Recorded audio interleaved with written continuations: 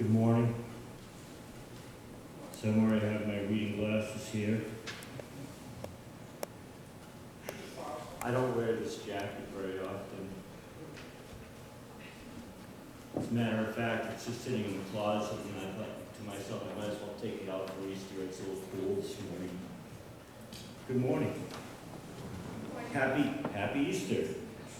My name is Chris Lennon. I'm a member of the Worship and Music Committee. My pronouns are he, him, and his. Welcome to First Parish Unitarian Universalist Church in Plymouth. Our service today is led by our minister, the Reverend Lavoie, our musical director, Sandi, Hammond, our director of spiritual enrichment, Keller, and Paul Melville today is our videographer. We also have the pleasure today of welcoming back special guest musicians, Taylor, Marsyla, did I say that right? Yeah. And Michael Wade. The first part of our service is being recorded and posted on YouTube and our Facebook page.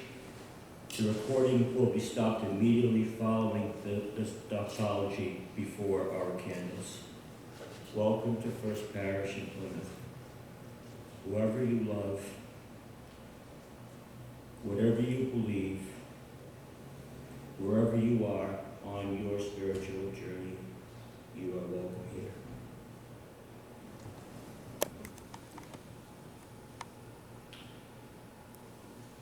Good morning, I'm the Reverend Lavoie, and I want to offer a special welcome to anyone who is watching on Facebook or YouTube or the PAC television stations, the local public access stations which broadcast this service. We are delighted to have you with us this morning and want to make sure that you feel welcome and part of this community. If you would like more information about this congregation or about Unitarian Universalism, please check out our website, firstparishplymouthuu.org, and you can contact me through the website, or our administrator can send you some information. And there's also on the website a PayPal link to contribute if you would like to do that. For everyone else in the congregation, a couple of quick announcements before we start.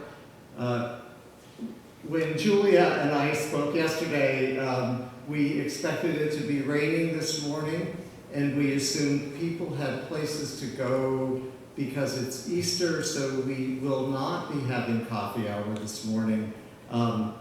And we hope that people can just stay here in the sanctuary and greet each other after the service. And there was one more thing, but it's not. Just want to remind people that this is the mask optional side, and we invite people who want to be fully masked to be on this side of the sanctuary, and please, respect people's boundaries around masking. If during the opening hymn, we're going to invite anyone, some of the kids were told that if they wanted to bring decorated eggs to put on this tree, so during the opening hymn, we invite if any of the children and families have brought eggs and want to come up and put them there, or if you can just put them in the moss at the base of the tree if you don't have something to hang them with. Okay. So our call to worship this morning comes from Reverend Elizabeth Strong. Out of the earth rises light, rises life, rises spring. May we join with the miracle that is springtime and enter into life with lightness and joy. Out of the Spirit rises faith, rises hope, rises love. May we join with the miracle that is Easter time and enter into life and hope and love. Let us resurrect with spring. Let us resurrect with the Spirit and enter into the renewed life as we gather into our time of worship together this Easter morning. So please join us. Hymn number 269, it's in your order of service. Lo, the days of days is here. And please rise in body or in spirit if you wish to. And please, we invite people to Mass while singing.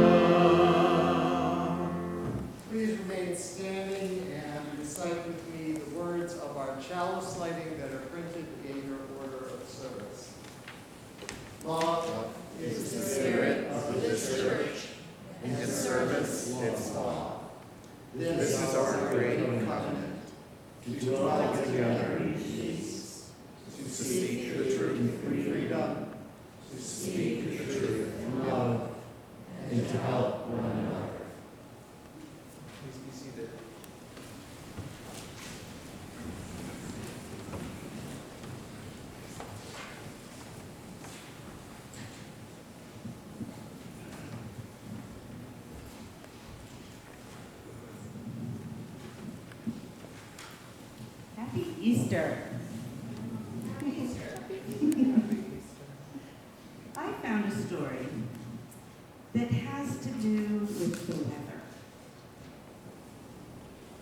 And I was wondering, you thought it was going to rain today, and it didn't.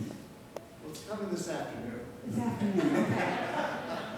It changed its plans. Can you predict the weather? Not me. No? Does anybody feel like they can predict the weather? Yes? Oh, Luke can. So Luke, we need you every week to tell us what's going to happen, okay? Thank you. You know, some people say, oh, my bones, I can tell it's going to rain. You feel it in my bones. Or, the sun's coming out, I just know it. I just know it. But do we know? How do you think people knew about the weather before there was television and newscasters? They just felt it? Yeah. Like when you see the birds flying, you know something's up. Well, imagine if you had someone in your family who was so tuned into the weather that they could tell you what's going to happen. And they kept telling you, and you started to believe it. And then you started to pay attention. So when the newscaster in the cute little outfit with the hair done up says, rain today, you could say, yeah, no. I can tell. Imagine what it would be like to be someone who paid such attention to the sun, or the wind, or the animals, that you could tell what was going to happen. What would it be like today if you walked outside and just stopped and tried to feel the weather? Feel what's going to happen. Listen for the sounds. Look at the animals. And make a guess. Take the chance and see if you're right. Imagine what it would be like to walk outside and stop. Just stand there and feel the sun on your skin. Feel that breeze. Feel all of those signs. And the only reason you're doing it is because you want to pay attention. You want to know what you're feeling and what's going on around you. What a gift that would be, to just stop and feel. So today,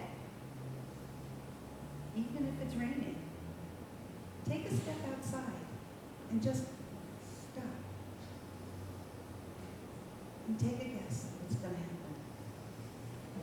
And let the weather be. And now before the rain, I'm going to take the children on an extravaganza egg hunt. And maybe we'll get wet. This little light of mine, I'm gonna let it shine.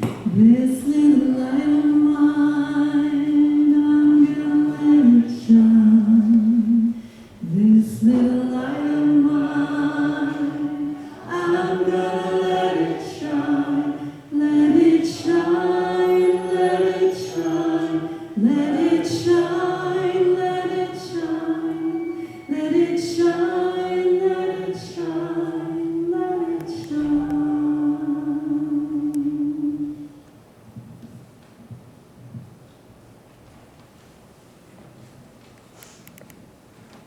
Okay, one thing I've neglected to do, which I meant to do during the welcome, is to give credit for all the beautiful flowers that we have here today. I love the tulips. Who brought the tulips?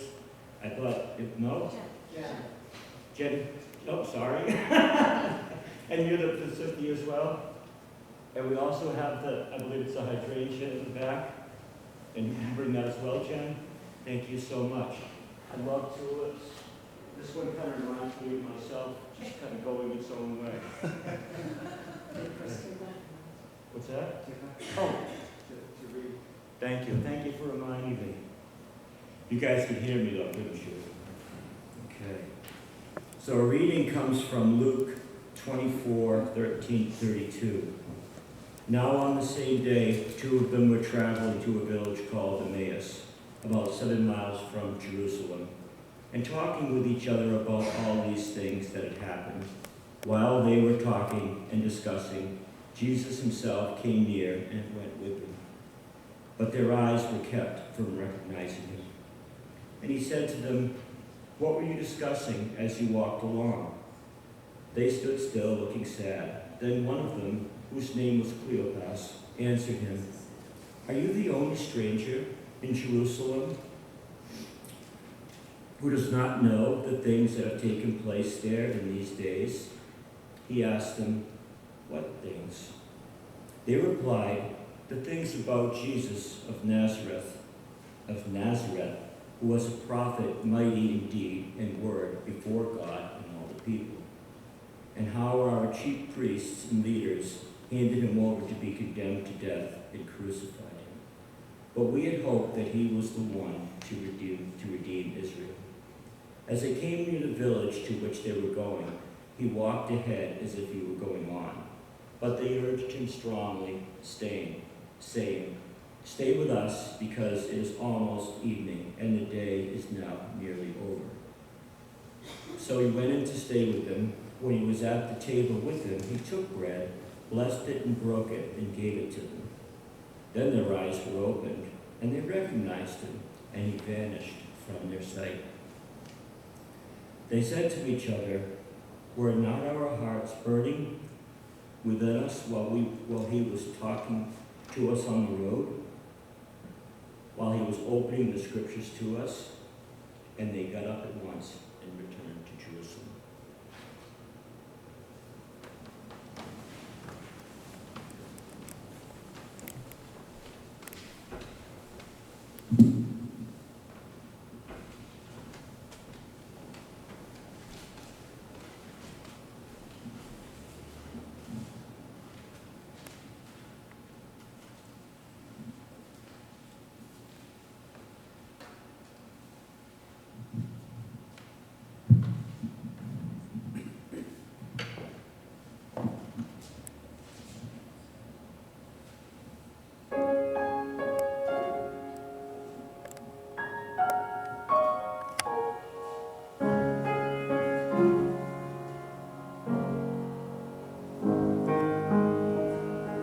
I've heard it said that people come into our lives for a reason, bringing something we must learn, and we are led to those who help us most to grow if we let them,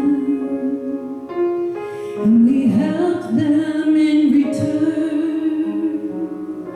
Well, I don't know if I believe that's true, but I know I'm who I am today because I knew you. Like a comet pulled from orbit as it passes the sun, like a stream that meets a boulder halfway through the wood. Who can say if I've been changed for the better? But because I knew you,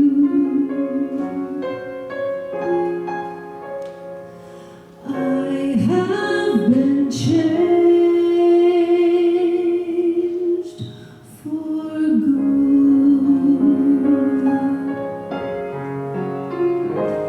It well may be that we will never meet again in this lifetime. So let me say before we part, so much of me is made of what I've learned from you. You'll be with me like a handprint on my heart. And now whatever way our stories end, I know you have rewritten mine by being my friend. Like a ship blown from its mooring by a wind off the sea, like a seed dropped by a sky bird in a distant wood. Who can say if I've been changed for the better? But because I knew you, Because I knew you, I have been changed for good. and just to clear the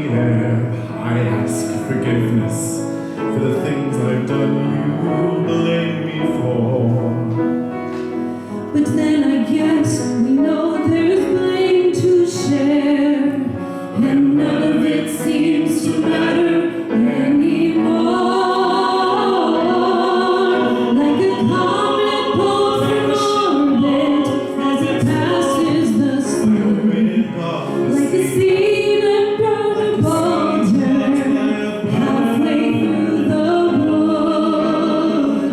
Who can say if I've been changed for the better?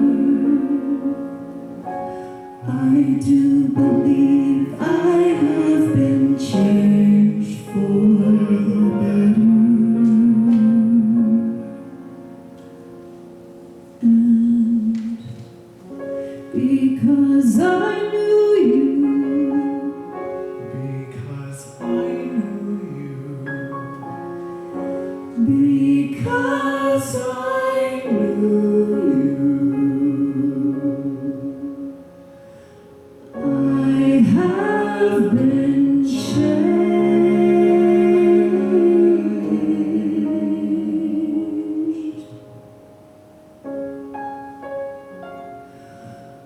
for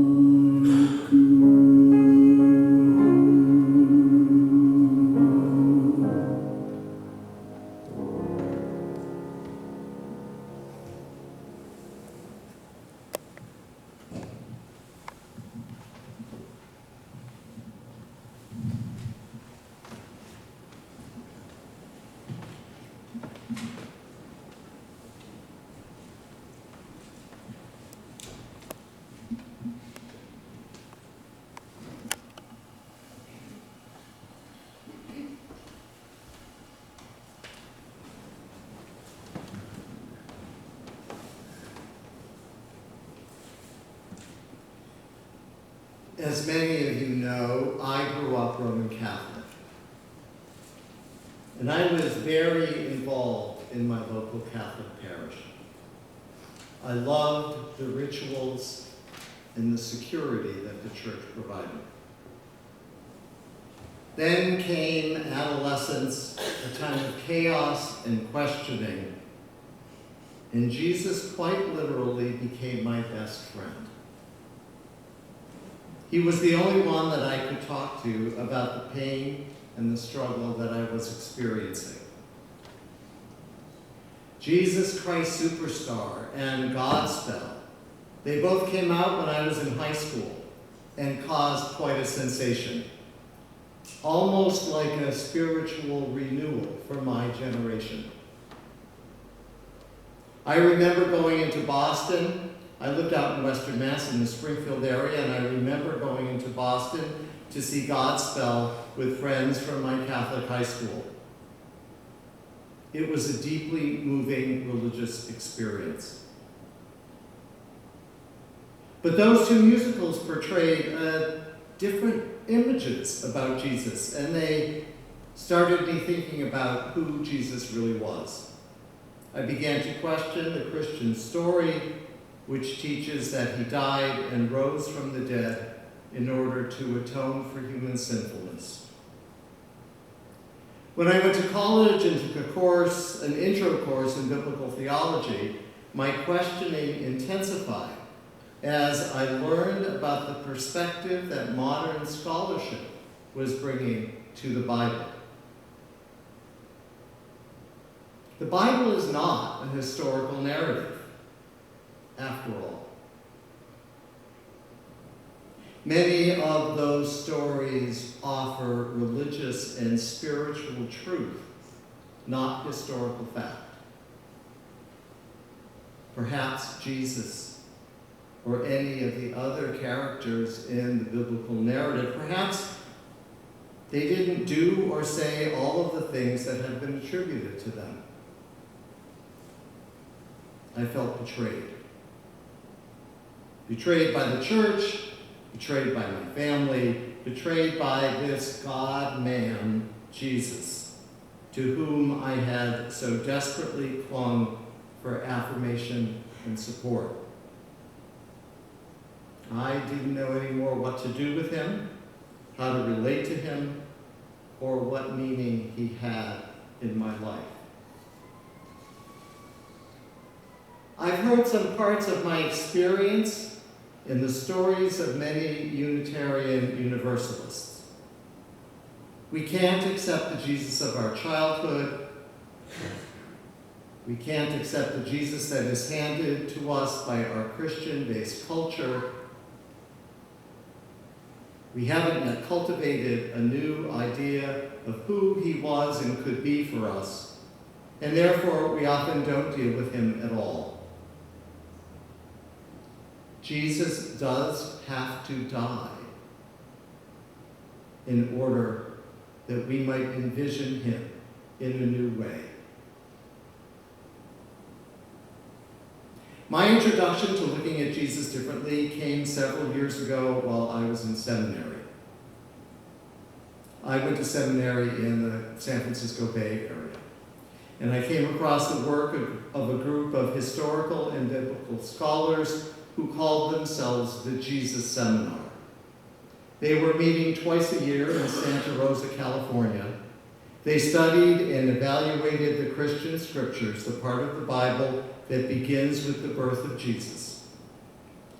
They are affiliated mostly with mainline Protestant denominations, but represent a denominationally diverse group of people. And I am especially indebted to the work of John Dominic Crossan, a Catholic, and Marcus Bohr, two of the scholars of the Jesus Seminar, whose books I've read extensively, and they have given me much new insight and understanding. After we remove the layers of historical and political material that was superimposed on the biblical narrative, we find a Jesus who, first of all, is a man and a Jew. The Jesus of history had no intention of starting a new religious tradition. He was a peasant, he was a woodworker, and he lived all of his short life in and around the Judean province of Galilee. So, what made him so remarkable, so noteworthy? First of all, he was one of those rare people who we identify as holy because they live very close to the realm of the Spirit.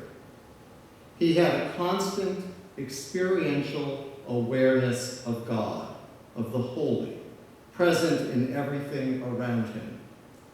He had an uncanny gift for language and the ability to construct parables, those little stories that appear in the Bible, or aphorisms, little sayings, which spoke to people's deepest longing. Jesus was a healer. One of the things that made him different from previous Hebrew prophets was his ability to heal. And his healing was directed toward the life of the Spirit, and often the healing of the body followed the healing of the Spirit. Jesus practiced something that anthropologists call open commensality. You know, he lived in a society that was rigidly structured, and there were strict rules about who could associate with whom, and where, and when, and how that could happen. There were also laws about purity and cleanliness that further dictated social interactions.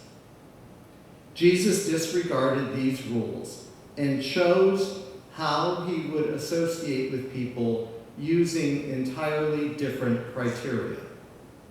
This was especially evident in the way he shared meals with people from all social classes and all walks of life. And he was a social prophet, like the prophets of ancient Israel. He criticized the economic, political, and religious authorities of his day. He had a different vision of how people should relate to each other. Therefore, he was often in conflict with the religious and political authorities. One thing that we all know that was truly remarkable about Jesus was that the end was not the end. He was executed by the Roman authorities. The order was given by Pontius Pilate, who was the Roman governor, who is known historically to have been cruel and sadistic. He was probably executed because on what may have been the only trip to Jerusalem in his life, he created some kind of a disturbance in the temple. He was enraged by the wealth, by the patronage system, by the rigid social stratification within Hebrew society. All things that were anathema to his own way of being in the world, and to his own experience of God and of the holy. But you know, this was not the end of the story. His followers, the people whose lives he touched, continued to experience his presence among them. They were devastated by his death, and they wanted his life to have some meaning. So they continued to tell his story.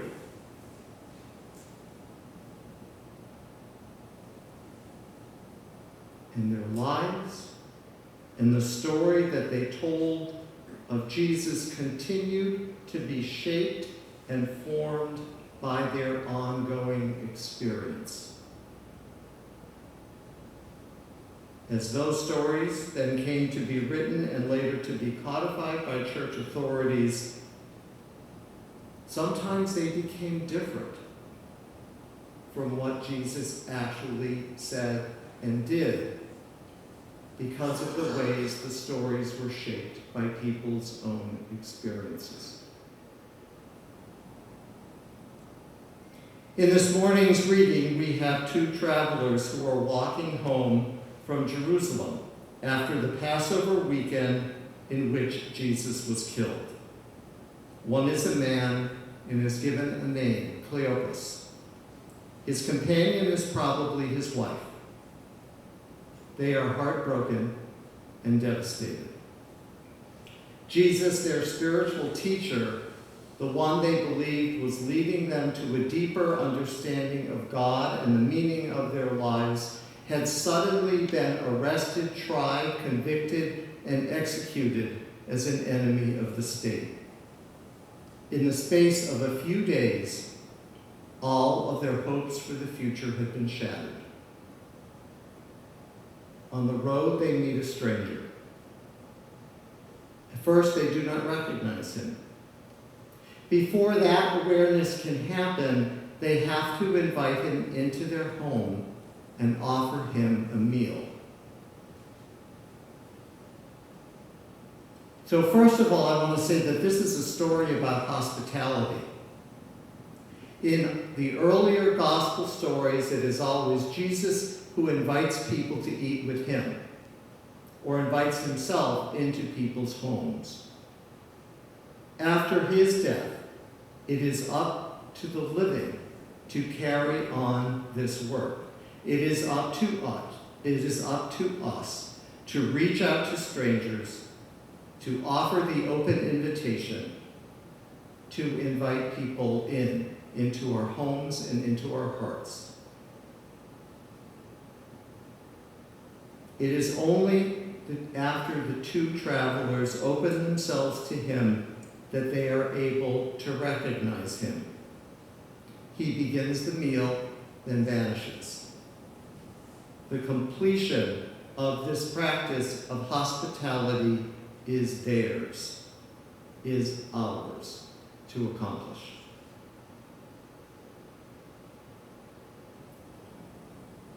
What is it like for us to have so many blinders on, to have so much structure in our lives and ways of thinking that we do not recognize the presence of the holy among us? As in the story, when that recognition happens, we realize the revelation. It is then that the Easter moment is upon us.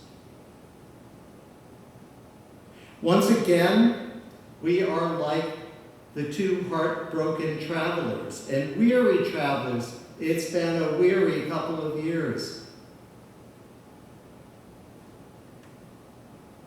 We are like them when we meet a stranger on the road who reminds them of Jesus, whose openness, whose way of sharing a meal gives them a feeling of deja vu, of having had this experience before. It's a mystical moment as the sacred once again intersects with their lives, with our lives, giving all of us renewed hope and meaning. How many times has this happened to each of us? We notice someone walking down the street and we think we see someone else. We recognize in someone's movement or voice an old friend or a cherished loved one. We begin a conversation with a stranger and the connection is so powerful, so real, that we think we must have met before. We meet someone at a very sad and painful time in our lives, and we are somehow transformed by that interaction. They have known the right thing to say, to move us out of our misery, to give us a sense of healing and of wholeness once again. These are the moments that are filled with the sacred, filled with the presence of God. These are the times when the spirit and the human in each of us are merged, as in the person of Jesus. These are the Easter moments in our lives. This morning, Jesus can be a metaphor for all of us. The story of Jesus is the story of the best of who we can be. It is the story of healing and compassion, the story of standing up to oppression, the story of forgiveness and hospitality and hope. It's the story of building connection and community without regard for the things that usually separate us from each other. The story of Jesus is the story of what is most sacred and most precious in the human experience, becoming embodied in one person, in any person. It's the story of the divine in each of us, accompanying us, walking with us on whatever is our life's journey.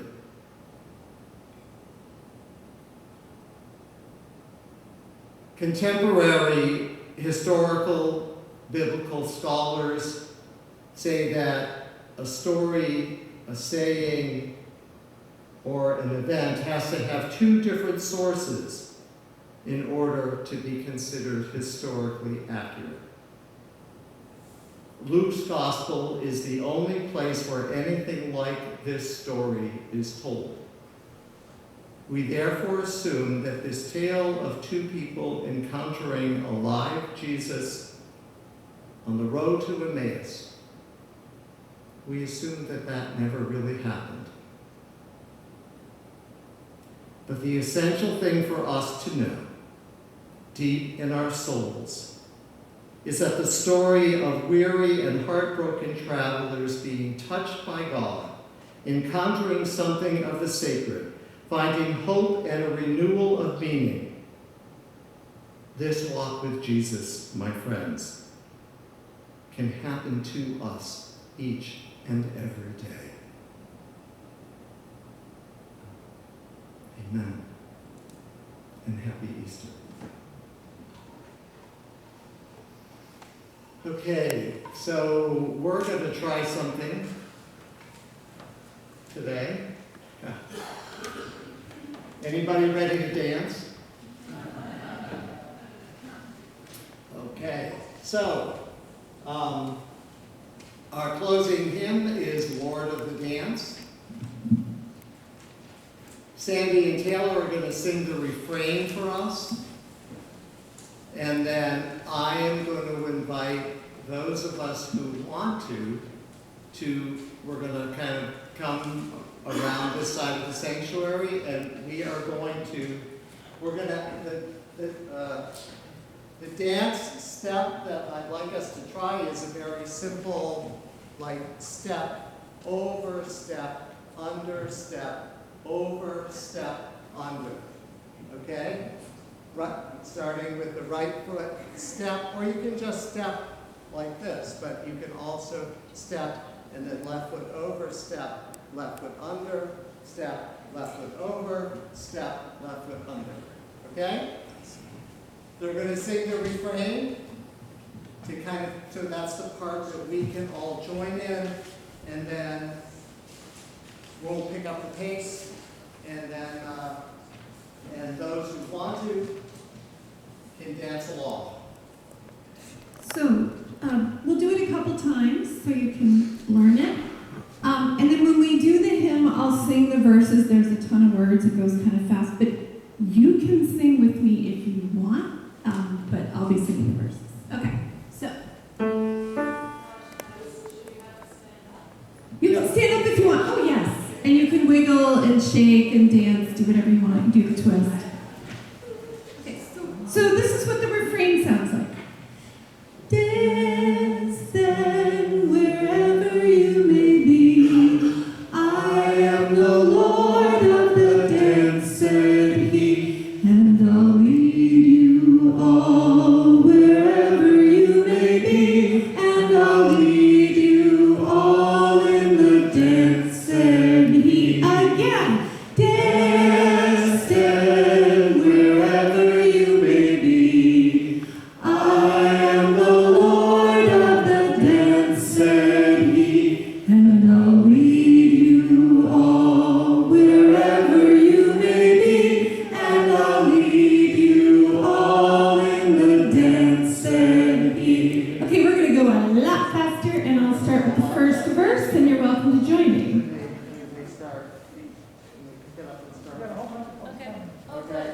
I guess we'll go this way. Okay. Okay, so I'm going to come up here. We're just following art. We're just following. So dancers are following art, right? I mean, we have a Shake Your Soul teacher right here. Okay. I danced in the morning when the world was begun, and I danced in the moon and the stars and the sun, and I came down from heaven and I danced on the earth. At Bethlehem I had my birth. Dance then wherever you may be. I am the Lord of the dance, said he, and I'll lead you all wherever you may be, and I'll lead you all in the dance, said he. I danced for the scribe and the Pharisee, but they would not dance and they wouldn't follow me. I danced for the fishermen, for James and John. They came with me and the dance went on. Dance then wherever you may be. I am the Lord of the dance, said he, and I'll lead you all wherever you may be, and I'll lead you all in the dance, said he. I danced on the Sabbath and I cured the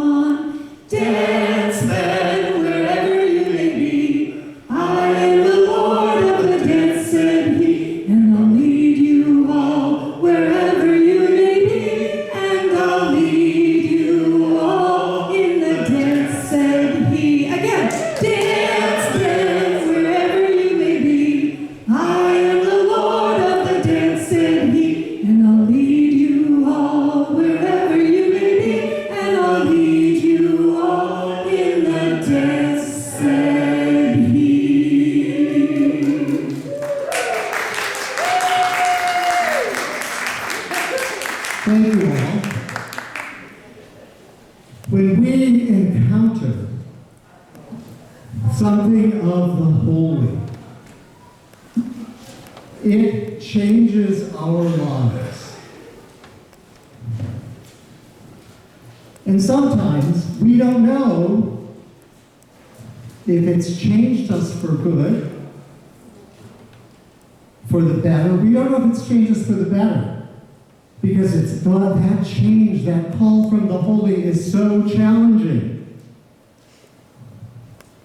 But we do know that it has changed us for good.